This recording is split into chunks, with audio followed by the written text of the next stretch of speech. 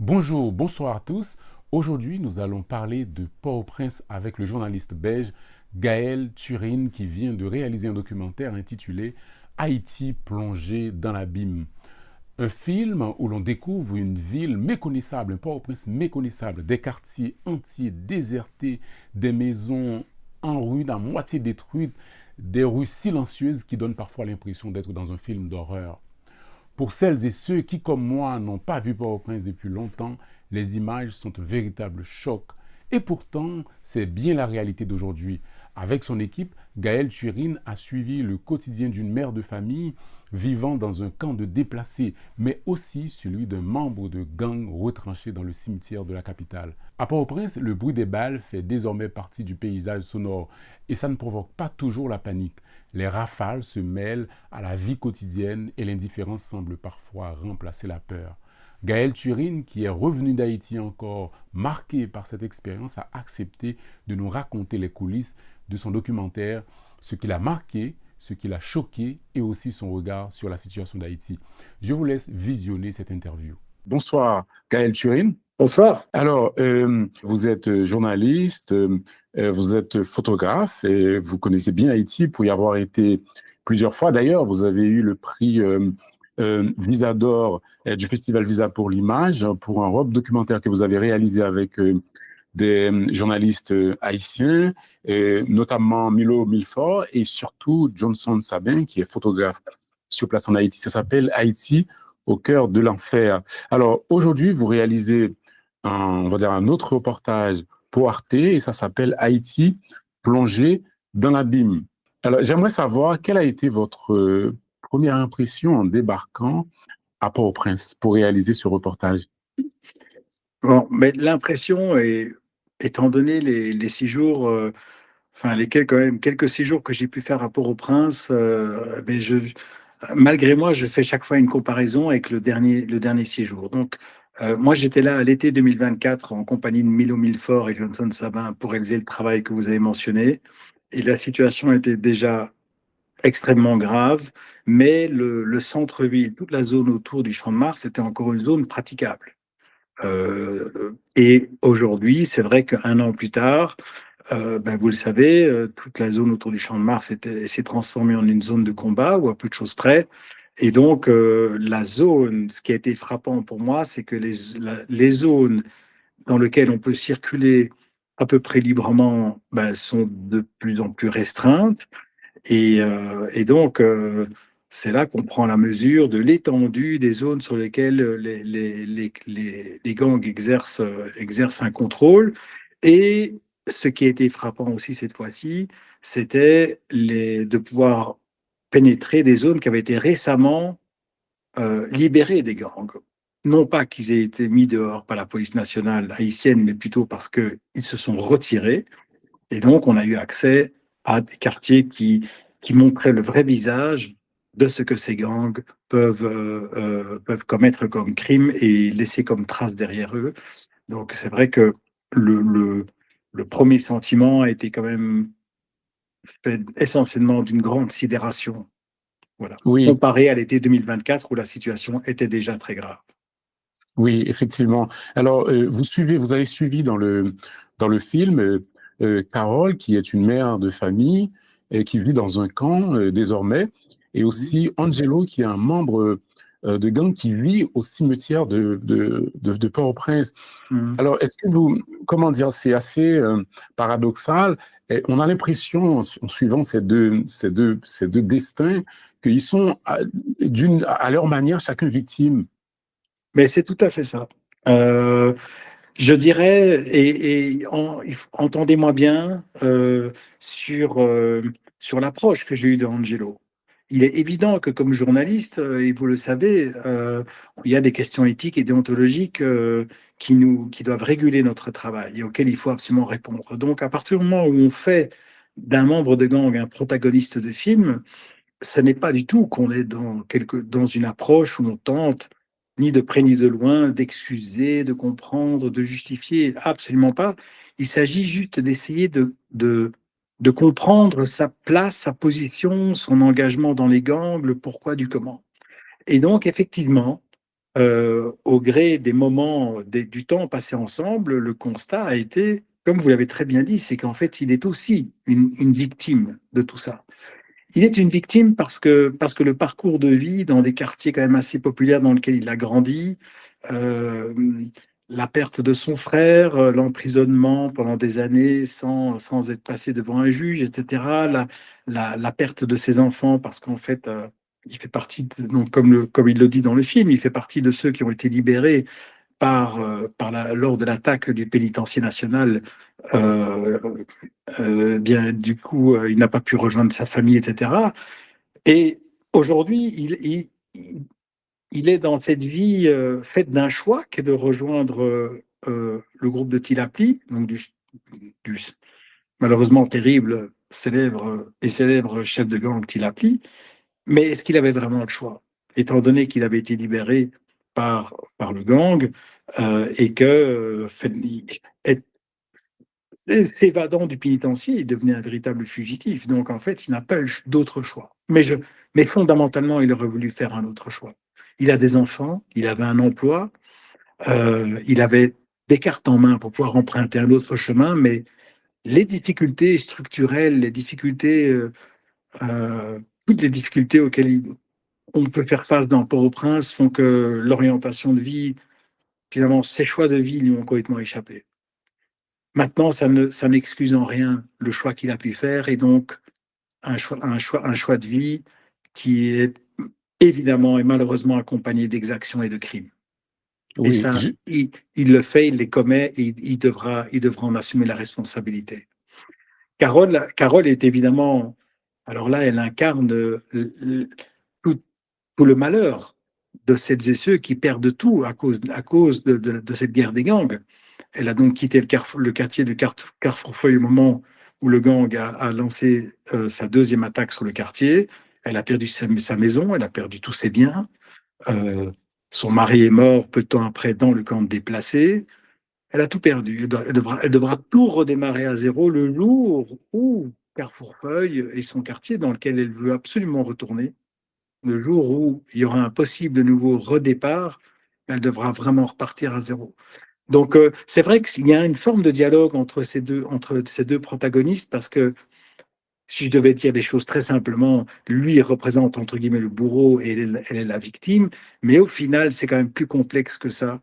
Et on se rend compte qu'effectivement, ils sont tous victimes, ils sont tous deux victimes dans ce drame, quoi. oui, évidemment, même si vous le rappelez si justement que ces gens-là ont quand même commis des crimes horribles. Je parle bien sûr des membres de ces gangs. Alors, le film s'ouvre sur une scène assez invraisemblable. On voit des voitures officielles, voilà, des membres du gouvernement qui tentent quand même une réunion au palais présidentiel et ils ont été chassés par les gangs et Mm. aussi une partie de la population qui sont sortis dans Mm. les rues pour dire non, etc. C'est quand même assez hallucinant et comment dire, par rapport à cette scène, ouais. Oui, c'est vrai, mais c'est un fait. Il y a un moment, comme journaliste, dans la simple observation des choses et sur base de tous les témoignages que l'on a pu récolter cette matinée-là, donc la fameuse matinée où les membres du CPT se sont réunis au Palais National, et c'est vrai que ça a déclenché une réaction immédiate des gangs, du gang le plus proche, donc qui est justement vers Carrefourfeuille, hein, et qui occupe toute une partie de la rue Capois. Donc ils sont à un jet de pierre finalement du Palais National. Donc, il y a eu cette réaction très forte avec des échanges de tirs qui ont duré jusqu'à 17h30. Donc, ça a duré vraiment toute la journée. Ça venait aussi de Bel Air, etc. Enfin, il y a eu une espèce de montée comme ça d'extrême tension et donc d'extrême violence et donc de très grands dangers. Et c'est vrai, dans les rues, la présence du CPT, des membres du CPT, là, le moins qu'on puisse dire, c'est que ça a fait monter une colère également dans les camps. Nous étions un moment dans le camp installé dans le théâtre Rex.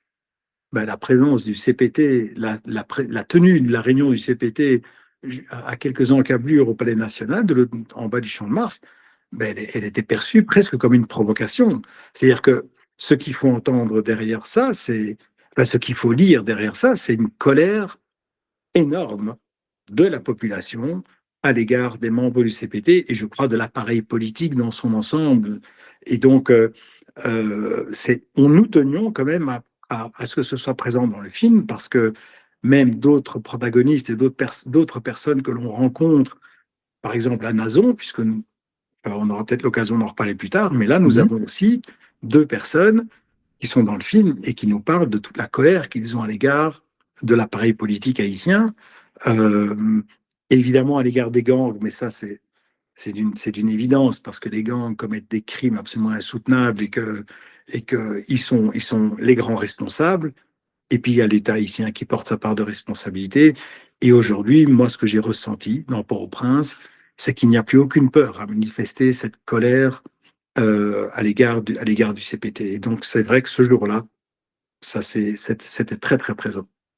Alors, il y a aussi un aspect comment dire, dans le film vraiment comment dire, qui moi personnellement me paraît effrayant, c'est que on a l'impression qu'il y a une forme de normalité. Les gens vivent sous les balles, parfois presque Mmh, dans l'indifférence. On voit par exemple dans le film cette dame qui balaie devant mmh, son petit commerce, alors mmh. qu'il y a des rafales. On a l'impression on se demande, mais est-ce qu'elle les entend ou pas? Donc, Ouais. c'est pas une réaction normale ou naturelle. Non, c'est vrai. Vous avez raison. Vous savez, entre Pedro da Fonseca, donc, qui était caméraman, et moi, j'avais la casquette donc, de réalisateur journaliste. Je pense que si nous cumulons nos expériences respectives dans différents théâtres de conflit, on a été quand même sur un paquet de zones de conflit. Ce que nous avons observé à Port-au-Prince durant ces jours est quelque chose que nous n'avions jamais expérimenté nulle part, c'est-à-dire, comme vous venez de le dire, une intégration de la violence dans la vie quotidienne.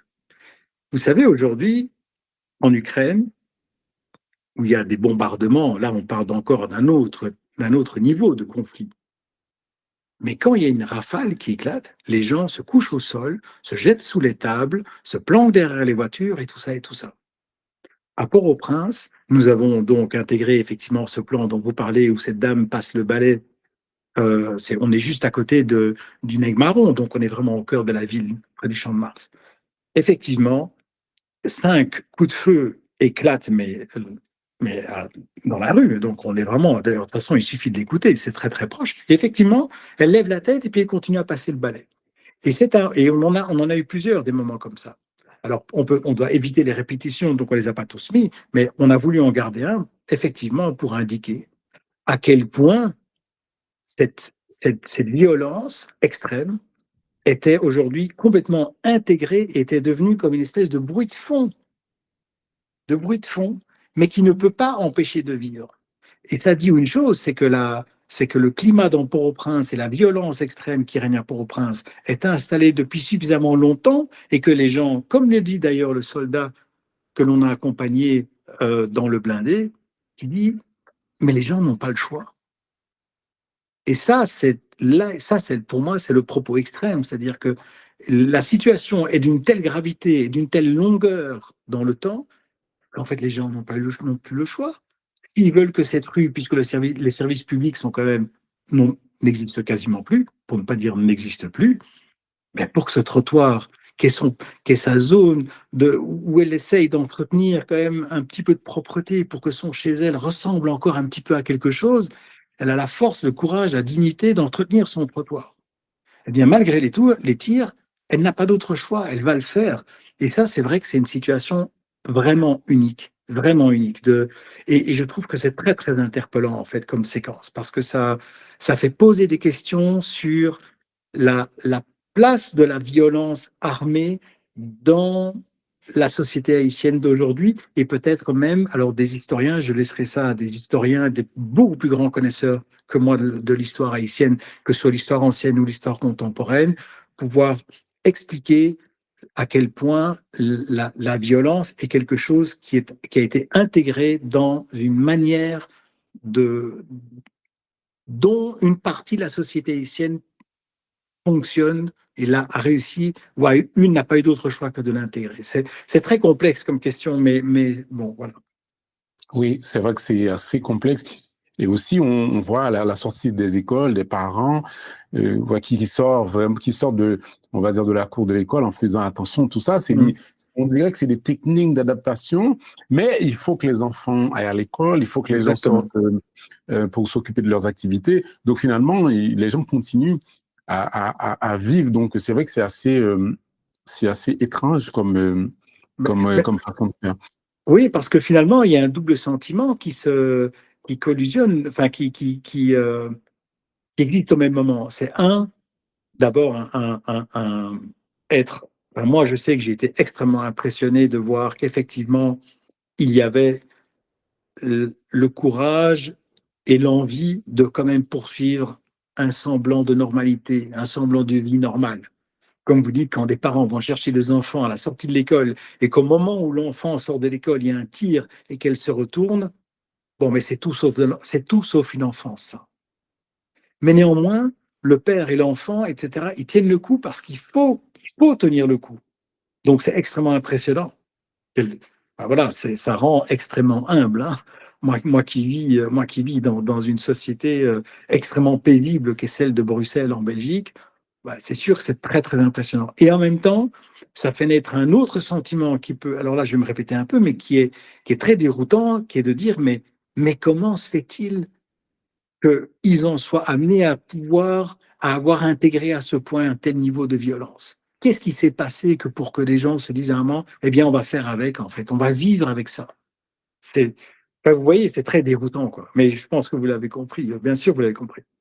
Bien sûr, bien sûr. Alors, je voulais savoir, est-ce que vous avez vu des Kenyans, des soldats kenyans à Port-au-Prince pendant que vous faites votre documentaire? Parce que là, c'est... Alors, je ris presque un peu nerveusement parce que je dois dire que, alors, bien sûr que je vais faire une simplification. Bien sûr. Je l'entends. C'est plus compliqué que ça.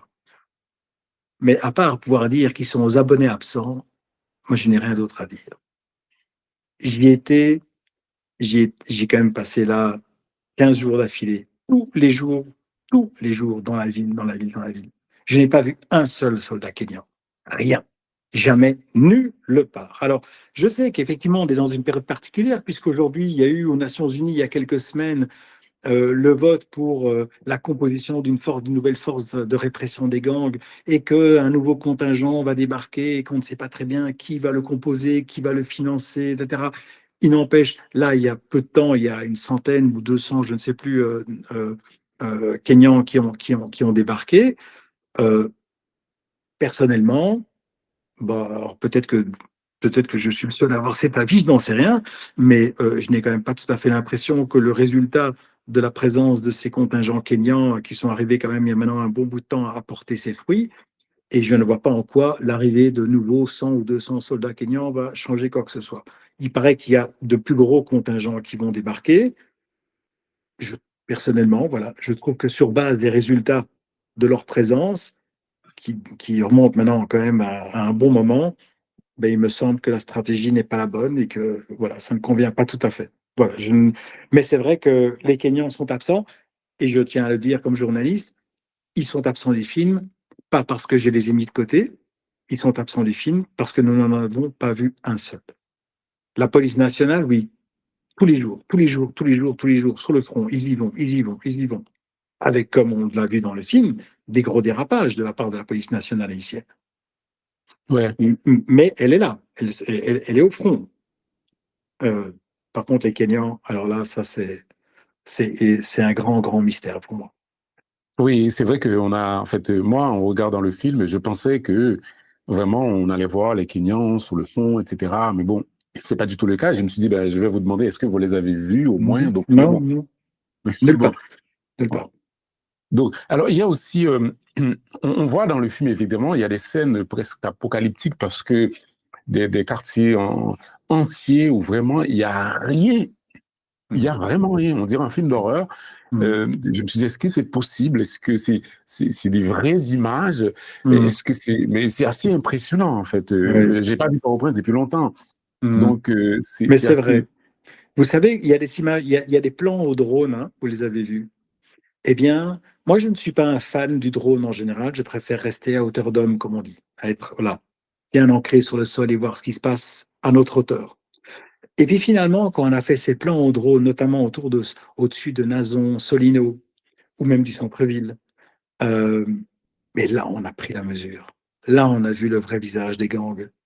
Non pas de voir les horreurs qu'ils commettent à l'instant T, mais de voir à quoi ressemble un quartier quand il a été pris par les gangs.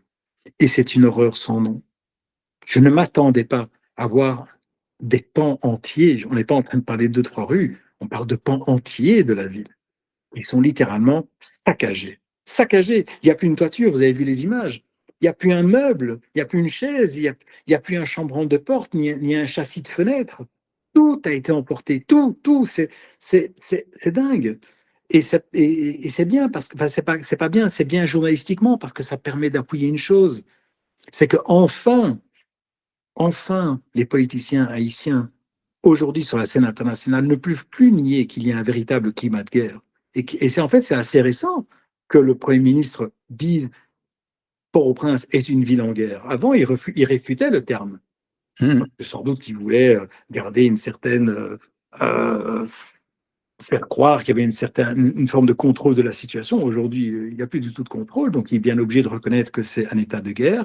Et Pedro Brito da Fonseca, mon collègue, m'a dit deux, trois fois pendant le tournage, mais on a l'impression qu'il y a eu des véritables bombardements dans cette ville. Et c'est Mhm. vrai, quand nous sommes dans le blindé et que nous baladons dans certains quartiers qui sont des zones rouges absolues où plus personne ne va, sauf de nouveau des gens qui viennent de Carrefour et qui courageusement, parce qu'ils n'ont plus le choix, ils doivent traverser ces zones rouges à pied. Mais c'est incompréhensible, mais ils n'ont pas le choix. Mhm. Donc c'est très, très impressionnant de voir ça. Et quand on est dans ces quartiers et qu'on regarde par les fenêtres du blindé, mais Pedro m'a dit plusieurs fois, mais j'ai l'impression d'être en Syrie, j'ai l'impression d'être en Irak, j'ai l'impression d'être en Libye, j'ai l'impression d'être en Ukraine. Et pourtant, il n'y a pas eu tous ces bombardements à l'arme lourde. Mais les combats ont été d'une telle intensité. Les gangs sont armés aujourd'hui, vous le savez, d'un véritable arsenal de guerre qui fait qu'effectivement, Port-au-Prince montre un visage de, apocalyptique. Vous avez utilisé le mot, hein? Ben, c'est Mhm. apocalyptique. Et ben, le film servait à ça aussi, de Et, montrer, et- voilà. oui, et pourtant, en fait, en Haïti, on a, comment dire, il n'y a pas de guerre de religion, guerre d'ethnie, il n'y a pas, comment dire, c'est étrange, hein, comment, évidemment, il y a des endroits Mm, dans le monde, il y a des guerres et qui durent longtemps et on connaît les causes, mais mm, c'est ça, ça paraît étrange bon, bref. Alors, il y a aussi Nazon, vous l'avez cité tout à l'heure, effectivement, qui était vraiment un quartier vivant, jadis à Port-au-Prince, qui est mm, aujourd'hui déserté. Mais malgré tout, on a vu dans votre film que des gens, des habitants reviennent quand même euh, nettoyer les rues, etc. C'est assez, c'est mm, assez, on va dire, c'est assez porteur d'espoir. Je sais pas. Vous l'avez filmé, il y a avec un prêtre, etc., qui essaie mm. quand même de nettoyer les rues, etc. Oui, Ouais. ben oui, ça nous semblait important. Un, journalistiquement, on peut dire que c'est effectivement une situation qui a lieu dans certains quartiers. Pour le moment, Solino, mais surtout Nazon, sont deux zones où il y a eu un appel des autorités à ce que les habitants reviennent, puisqu'ils ont tous fui leur quartier suite aux vagues d'attaques successives des gangs, jusqu'à un moment où les gangs ont été où les quartiers ont été sous total contrôle des gangs. Et là, les quartiers étaient totalement vidés de leurs habitants. Aujourd'hui, les habitants reviennent euh, très, très courageusement parce que, un, rien ne dit qu'il ne va pas y avoir une nouvelle prise du quartier, parce que c'est un secret de polichinelle et que, évidemment, que si les gangs se sont retirés de ces quartiers, c'est pas parce qu'ils ont été mis dehors, c'est parce qu'il y a eu un accord et qu'ils donc se sont retirés, mais ils ont la puissance de feu que pouvoir reprendre ces quartiers aujourd'hui. Ils ne le font pas. Espérons évidemment que la situation demeure en l'état. Donc quand même, les gens reviennent c'est très courageux, hein, parce que redémarrer des constructions de maisons, des nettoyages de rues, aller racheter une table ou une armoire quand on en a les moyens. Je rappelle que tous ces gens ont absolument tout perdu. Ils n'avaient déjà pas grand-chose, ils ont tout perdu. Et donc, ils essayent quelque chose sans savoir que c'est absolument définitif, puisque, a priori, il n'y a eu aucun accord de paix et il n'y a pas eu aujourd'hui de consensus sur la manière dont dont Haïti va pouvoir se reconstruire après cette période terrible de guerre avec les gangs. On est encore dedans. Donc, ils y vont. Mais qu'est-ce qu'ils disent, les gens? Ils disent, bon, ben, on revient, mais qui nous aide pour reconstruire une vie? Et donc, c'est là qu'il y a de nouveau une colère par rapport à l'État, et c'est dit dans le film. Et je n'ai pas besoin de le dire, ce sont nos protagonistes qui le disent. Donc, effectivement, journalistiquement, c'était quand même très important de pouvoir situer des quartiers de Port-au-Prince qui sont à cette étape-là de la reconstruction, à tout début. Et puis, c'était effectivement quand même qu'il y ait une note, entre guillemets, d'espoir. C'est-à-dire que là où les gangs ne sont plus, eh bien, la société civile se réorganise. Et une fois de plus, la société civile haïtienne montre un visage qui est absolument admirable, même parce que la société civile haïtienne regorge d'énergie, de vitalité, qui est bien plus honorable que la société politicienne. Voilà, Mm. et qu'elle elle se mobilise, elle est au rendez-vous. Et moi, j'avais envie, au travers de l'un ou l'autre protagoniste, que cette société civile soit présente. Eh bien, voilà, ce qui se passe à Nazon l'a permis, et donc voilà pourquoi on a intégré ça dans le film. Oui, justement. Il y a aussi, comment dire, évidemment, comme l'État est à peu près décapité, et on a vu dans le film effectivement comment la police arrête une, une Mm. jeune femme, et puis après, quelques rues plus loin, c'est l'exécution, on l'a exécuté, Mm. mais c'est horrible. Donc, Mm. c'est-à-dire que là, en fait, je sais pas, mais est-ce que vous pouvez nous raconter cette scène parce que je trouve c'est insoutenable, Ben, évidemment, mais en même temps, on se dit bon, il n'y a pas de, il y a pas de justice, il n'y a pas de, voilà, il n'y a pas de, en fait, la police se contente, je sais pas, quand il ouais. Ben, quelqu'un soupçonné. Oui. c'est très complexe, hein. Si je vais être tout à fait honnête, vous savez quoi, moi, ces policiers, je ne les juge pas, en fait. Je ne les juge pas. Bien sûr, l'acte est impensable. La police nationale arrête quelqu'un, mais il y a une procédure. Bien sûr qu'elle devrait être suivie. Mais aujourd'hui, encore récemment, il y a une prison qui s'est fait attaquer en province. Donc, je veux dire, d'abord, où enfermer les gens? Qui pour les surveiller? Quel système de justice? Et puis, on le sait, enfin, c'est les secrets de polichinelle. D'abord, les exécutions extrajudiciaires, il y en a énormément en Haïti. Il se fait que là, elle a été documentée. Mais quand on lit, quand on suit les médias haïtiens, c'est quelque chose qui revient régulièrement. Sans compter le Bois-Calais, qui fait énormément de victimes aussi. Des victimes parmi les gangs, mais aussi des victimes la police, et aussi parmi les civils qui se font prendre dans des vagues comme ça de violence et qui sont assassinés de manière totalement injustifiée. Enfin, en tout cas, sans raison. Et puis, donc là, elle a été documentée. Mais en fait, ce que j'ai documenté est quelque chose qui, malheureusement, arrive très régulièrement dans Port-au-Prince. Ça nous a été dit et redit et redit. Et c'est souvent dit dans la presse haïtienne aussi. Donc, finalement, cette scène nous montre, ne révèle rien, mais la différence, c'est qu'elle a été documentée. Et donc, ça, c'est sûr que c'est un moment du film qui est quand même très important. Et quand je dis que je n'ai pas de jugement à l'égard de ces policiers, je veux dire, moi, j'essaie toujours comme journaliste comme on dit, de me mettre dans les bottines des autres. Ces policiers, ils sont toute la journée en train de risquer leur peau, parce que c'est ça qui se passe. Ils risquent leur peau, ils sont en première ligne des conflits armés avec les gangs. Le problème ici, c'est ils arrêtent une dame qui est soupçonnée d'avoir des liens avec un gang. Mais qu'est-ce que ça veut dire être soupçonnée? Elle a été dénoncée, il n'y a aucune preuve de rien, et en l'espace de 4 minutes, elle se retrouve exécutée au bout de la rue, et puis son corps est brûlé. Des corps brûlés dans Port-au-Prince. Je n'ai pas mis les plans dans le film, nous en avions vu ailleurs. C'est quelque chose qui se pratique, malheureusement. Mais les policiers, épuisés, éreintés, désespérés, tout ce qu'on veut, mais il y a un moment, il y a une telle, je pense qu'il y a une telle férocité dans la haine qu'ils peuvent avoir à l'égard des gangs, qu'à un moment, et puisqu'ils ne peuvent plus faire confiance à l'appareil de justice qui est décapité, qui n'existe plus, qui n'est pas efficace, qui est corrompu, eh bien, ils règlent le problème eux-mêmes. Mais c'est malheureusement tellement la conséquence d'un problème structurel qui est beaucoup plus large que juste le problème de la guerre des gangs qui est aujourd'hui. Et donc, ils en viennent malheureusement, mais c'est comme le Angelo. Angelo, le gang, le membre de gang que j'ai suivi dans le cimetière, il en est venu à poser un choix qui est insensé, qui est un jour de rejoindre un groupe criminel alors qu'il était chauffeur de bus. Mais la succession des événements a fait qu'à un moment, vraiment, il n'a pas d'autre choix que de tirer sur la mauvaise corde. Enfin, on dit toujours qu'on a le choix. Eh bien, les policiers, il y a un moment où ils en viennent à commettre des exactions pour lesquelles ils pourraient être punis.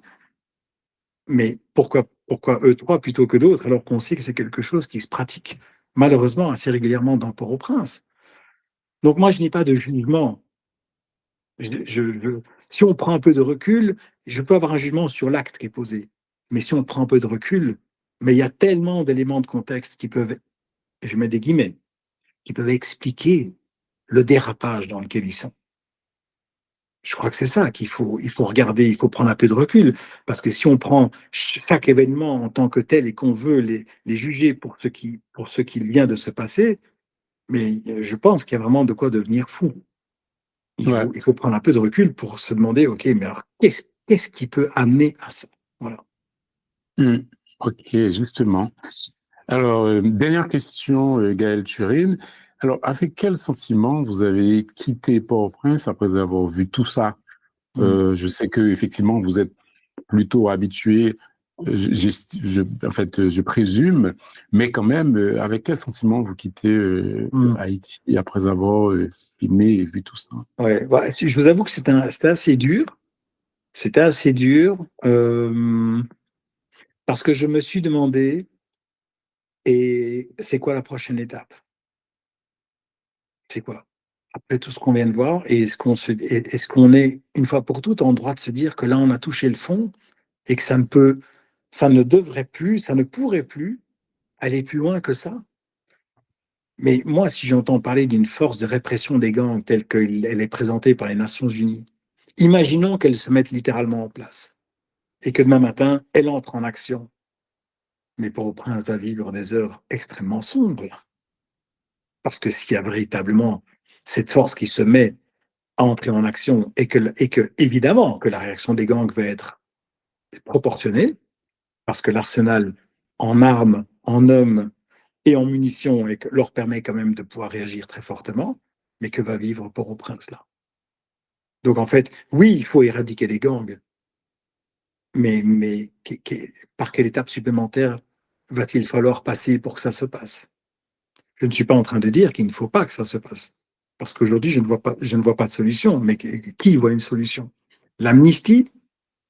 Amnistier les gangs comme ils le réclament? Mais oui, ça pourrait être une solution. Mais, mais quelle validation de l'impunité? Quelle légitimation de l'extrême violence? Qu'est-ce que ça pourrait traduire de,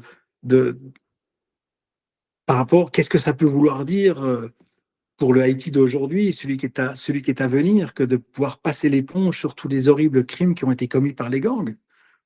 Donc, si ce n'est pas l'amnistie, c'est quoi? C'est la guerre totale, peut-être? Mais que va vivre Port-au-Prince et que vont vivre les Port-au-Prinциennes et Port-au-Prinциens? Bref, ça pour vous dire que c'est vrai que j'ai quitté Port-au-Prince passablement effrayé quand même. Mais je tiens à le rappeler, je vous dis tout ça en ayant un billet d'avion dans ma poche pour pouvoir quitter le territoire. Contrairement à toutes celles et ceux qui habitent là et qui n'ont évidemment pas le choix de bouger et qui sont empêtrés dans cette extrême spirale, dans cette spirale d'extrême violence. Donc, quand je dis que j'ai été effrayé, il faut le prendre, enfin, il faut l'entendre de la bonne manière parce que je suis dans un avion pour rentrer dans mon confort bruxellois. C'est ça que je veux dire. Merci beaucoup, Gaël Turine. Merci. Et je rappelle que votre documentaire est disponible sur la plateforme arte.tv. Mhm. Voilà, ben, merci. Est-ce que Merci à vous vous. avez, voilà, est-ce que vous avez d'autres projets sur Haïti présentement, non? Non, non, non, pas pour le moment. Pas pour le moment, bien que il y a un sujet que je pense que j'en avais conscience, mais je n'avais pas pris la mesure. C'est le phénomène des agressions sexuelles et de viol aujourd'hui en Haïti, et plus particulièrement utilisé comme une arme de destruction massive par les gangs. Il y a quelque chose là qui, je pense, doit être dit, mais c'est dit, parce qu'il y a des médias haïtiens, notamment Milo Milfort, votre collègue, ou notre collègue, qui travaille beaucoup avec son équipe sur le sujet, mais je pense que la communauté internationale n'a pas encore tout à fait pris la mesure de ce qui se passe à ce niveau-là et du traumatisme qui est en train de s'installer collectivement au travers de cette pratique absolument ignoble et que malheureusement les gangs pratiquent à très très grande échelle. C'est catastrophique. Oui, Donc d'ailleurs, peut-être que ça pourrait faire l'objet d'un prochain travail, on verra.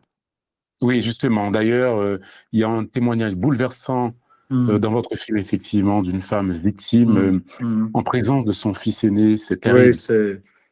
Ouais, c'est terrible. c'est, y a- Mm. ouais, c'est tellement dur. Ben, ça sort de l'entendement en fait. Mais quand on sort de l'entendement mais que c'est quelque chose, ce quelque chose qui n'est pas imaginable est devenu quelque chose de tellement commun dans la ville. Les chiffres sont les chiffres. Mm. Aujourd'hui, aujourd'hui, il y a une moyenne d'entre 8 et 12 agressions sexuelles par jour. Est-ce qu'on peut imaginer ce que ça donne en fin d'année et sur des Waouh. années, ce que ça traduit? Ce sont les chiffres officiels. Et encore, il y a certaines organisations, de nouveau, on parle de la société civile haïtienne, mais que l'État haïtien devrait les remercier, que l'État haïtien devrait les remercier pour tout ce que la société civile fait, commet, agit tous les jours, tous les jours, tous les jours, qui compense l'absence de l'État, qui compense les manquements de l'État, qui compense les carences de l'État. Eux, il faut aller les écouter. Non, je peux dire, nous, on a été rencontrer des personnes qui bossent pour une association, pour des associations d'aide aux victimes de viol. Alors là, c'est respect, hein. Respect, respect. C'est encore autre chose que d'aller faire un film. C'est Mm. vraiment, là, c'est costaud. Donc peut-être que c'est une thématique, effectivement, autour de laquelle il faudrait vraiment réaliser quelque chose de grande ampleur pour que les gens prennent conscience du phénomène. Voilà.